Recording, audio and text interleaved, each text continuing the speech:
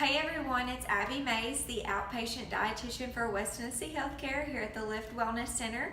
Like we've done before, we're doing another nutrition video this week for National Nutrition Month, and the topic today is going to be how to properly fuel your body after a workout.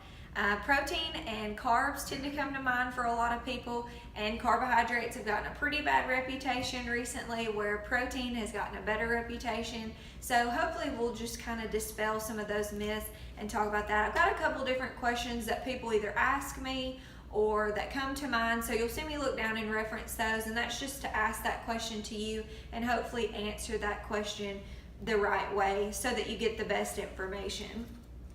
One of the first questions is going to be, will protein make my muscles grow? Protein is definitely a building block for working out. It's definitely necessary for a healthy dietary habits or dietary pattern, but additional protein is not going to make your muscles grow at any faster of a rate. The one thing, or actually the two things that are actually going to make your muscles grow is going to be making sure you're taking in the proper calories that your body needs and working those muscles with repetitions, with your strength training exercises, those kinds of things. If you don't use those muscles, they're not going to grow at the rate that they should. Any additional protein is not going to exactly help that. Another question that I get is it best or is it okay to work out on an empty stomach? That should almost kind of be an obvious question or an obvious answer of no.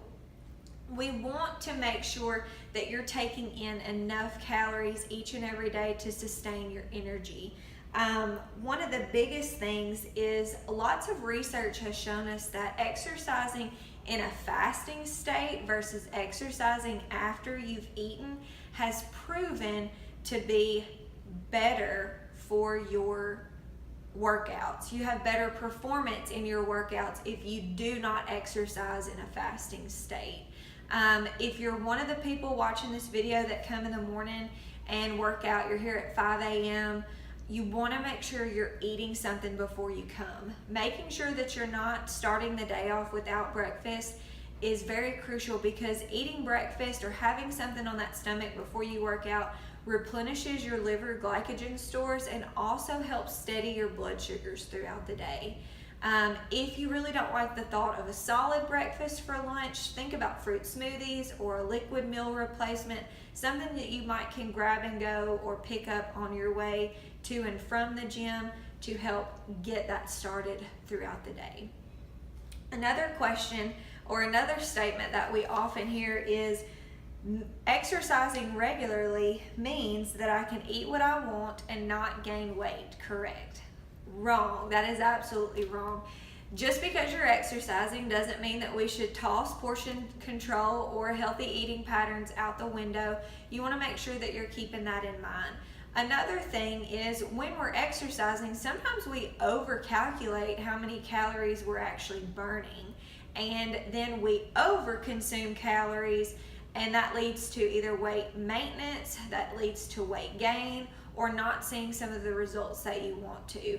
That's a really good reason to make sure you have an activity tracker. You know, here at the Lift, we've got the MyZone. If you've got a Fitbit, if you've got an Apple Watch, anything that can keep track of how many calories you're burning is going to be a really good tool to use.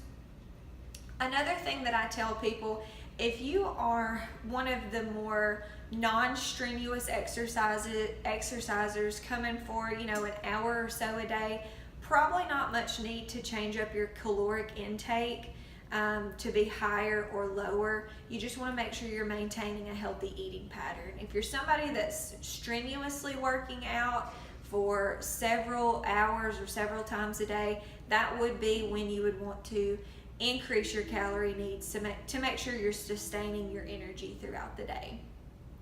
And then the last question is, a lot of people see on the internet chocolate milk is a really good recovery aid, and that is true. Recovery aids need to be mainly fluid to replace the electrolytes or the fluids that you've lost during exercise. And chocolate milk just so happens to be a good combination of good carbs and good protein while also being a fluid. So that's always one that's kind of quick and easy to go to, but one that people might be scared of just because of the word chocolate. So if that's ever something you're craving or you want to try, by all means do so, but just making sure that you're doing some type of fluid and then eating within 30 minutes to an hour after your exercise, so that you're gaining back the things that you lost and you're replenishing and repairing those muscles that you did work out.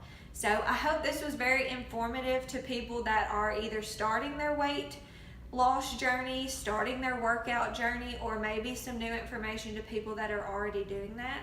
And we'll have another video for you pretty soon. Thank you.